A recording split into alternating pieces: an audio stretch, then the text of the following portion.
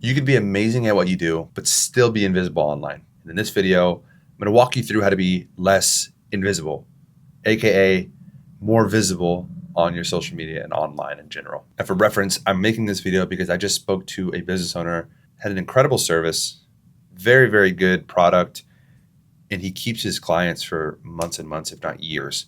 But the issue is nobody knows who he is, right? And so if you only get clients if people refer you directly by name, then you're not getting clients the right way, because that is not a good foundation to build your business upon. So I gave this guy a social media audit because he was asking me for help. I told him, let's jump on a phone call. I'll audit your Instagram. I'll tell you what I think from my expert opinion, and we can go from there. And so as we were diving deeper in what his business looked like, what his social media looked like, and how that reflected in his revenue, we found out a lot of things. And this might actually be similar to what you're experiencing. So he has some repeat customers that he loves and they really enjoy his service. He's got no way to actually get new clients outside of word of mouth referrals. He's not running ads. He's posting content on social media, but he's not posting good content, and it's not relevant, and it's kind of all over the place. And so he's doing a lot of things right, but he's also doing just as many, if not more things wrong in regards to his online presence and how he shows up online. And so the thing is, if you want to grow, you have to have a lead flow. You have to have people coming into your ecosystem that are interested in what you do and what you sell or your service. And if you don't, then there's literally no way to grow, because just by getting occasional word of mouth referrals, even if you get only word of mouth referrals, and a lot of them, it's just not the way you want to grow your business, because one day somebody's going to forget to mention your name and then you're just out of revenue, right? Like you don't get that revenue. And so that's not scalable. That's not repeatable. That's not a system that you want your foundation of your business to be built upon. And so they were confused. They're like, I don't know why we're not growing. And I was like, well, it's very clear why you're not growing, man. Like you have no way of getting in front of people, especially your ideal audience. You don't really know who that is. You're advertising to everyone and you're landing nobody. And so that's a big issue just up front. Okay. And so they didn't know why they were growing. Basically, what I told them was the referral system wasn't enough, kind of what we just talked about. Second, what I told them was your messaging is nowhere to be found. Do you like to help high level people who are consistent and always going to pay you and they are going to do the work that you prescribe and ask? Or are you just going to advertise to everybody and capture just the ones who, I don't know, randomly fall into your ecosystem? That's not what we're doing here. And that's not what we want to do. Okay. And so he's not really building a brand. His personal brand is not being properly utilized in the situation, which is what I help people do. I help people kind of leverage their own personal branding, tie it in with their business, make them synonymous.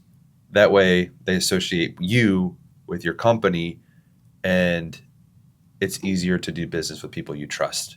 So first of all, I was just like, bro, you got to get your face out there. You got to start providing educational and valuable content. And value has multiple meanings. It's not just, here are 3 tips for this. Value is pointing out flaws that people didn't know they had. It's pointing out successes that they're doing right. It's educating them on maybe some of their pain points that they might not have understood fully.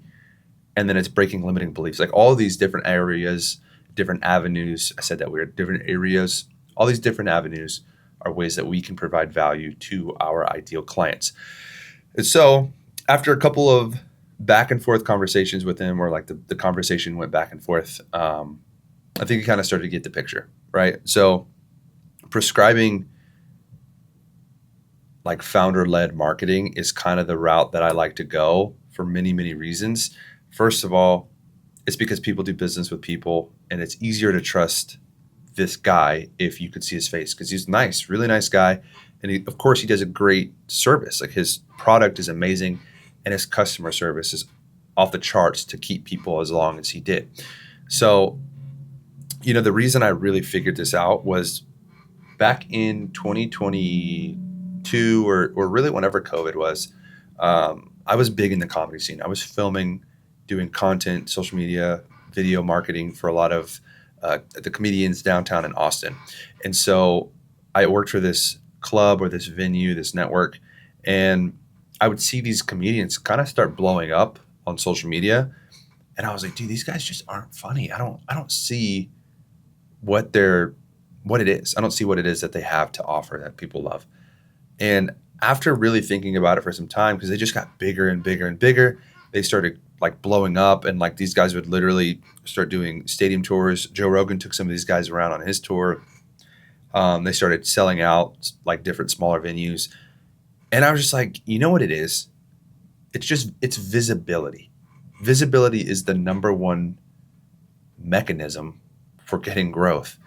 And it's the same reason why Alex Hormozi still posts content, Grant Cardone, Gary Vee, Dan Martell, all these people who are just ultra wealthy and they just don't need any more money.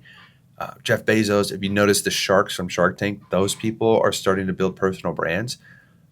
It's because they understand the power of visibility. It's like top of mind kind of stuff, right? Where if you're making more content, you're going to stay in the presence of people, and eventually those people are going to need what you're selling.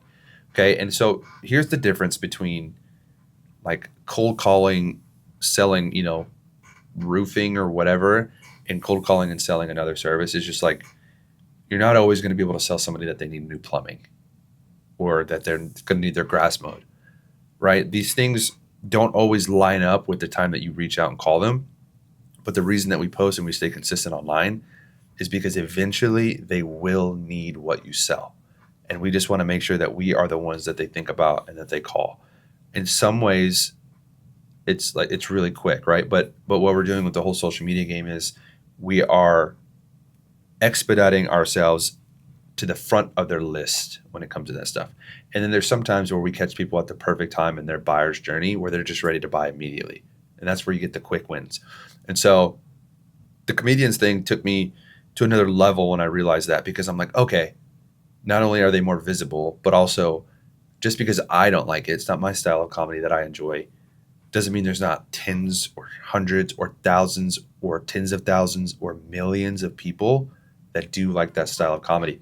Because the thing is, if it's not for you, that's cool, but it's going to be for somebody else. Somebody else is going to resonate. They're going to think it's hilarious, and they're going to want to go to see this person and like live, and if they see them every day, 50 times, a month, 30 times a month, whatever it is, it's just going to reinforce that idea. Like, oh, this guy's funny. This guy's funny. I trust this guy. I want to go see this guy in person. I want to go see this guy live. I wonder if he's selling tickets. And it's the same thing for service businesses. It's like if you're showing up consistently, you're producing really good content.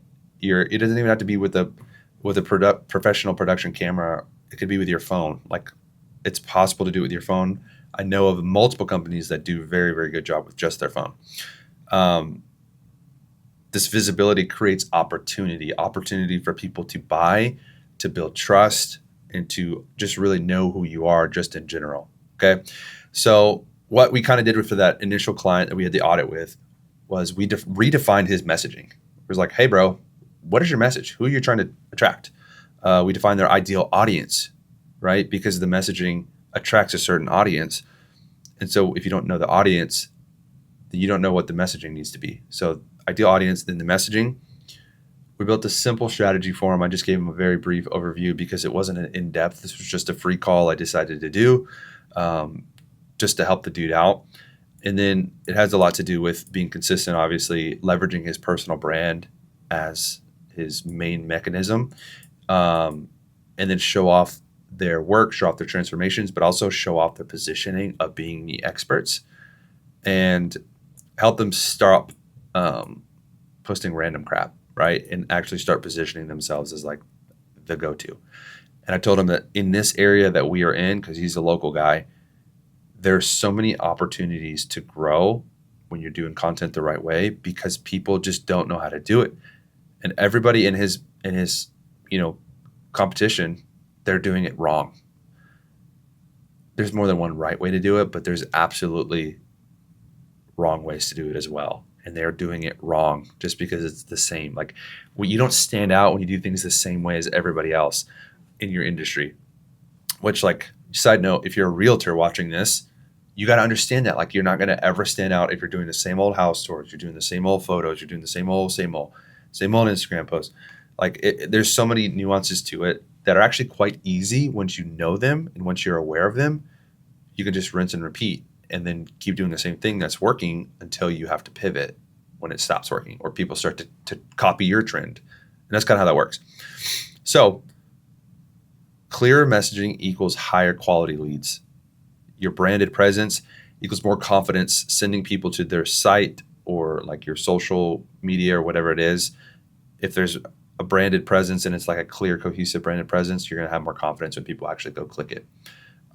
Visibility, the consistent visibility means really better word of mouth. You're probably going to get better word of mouth, better referrals, but more importantly, you're going to get people who jump on these sales calls with you already knowing that they want to buy your product. They already trust you going into it. So it's not a matter of selling them. It's a matter of just presenting the opportunity for them to do what they already want to do. And then lastly, helping them become the go-to leader in their industry so that people want to use their services, if that makes sense. So if you're a business owner and you offer a premium service, but there's like no online presence, you just don't know the social media game, just know that you're not alone, and it's a skill. So that's good. That's good news, right? You've learned a skill of whatever your service is, your business is. Now you just got to learn one more skill of visibility, and then you'll get known. Okay. And I'm here to help always. So subscribe for breakdowns just like this and for other helpful advice and personal stories on how to grow your social presence and your personal brand and your business online with Instagram. Or if you're serious, hit the link in the description and let's actually build your brand. Let's work on it. Okay. So see you in the next video.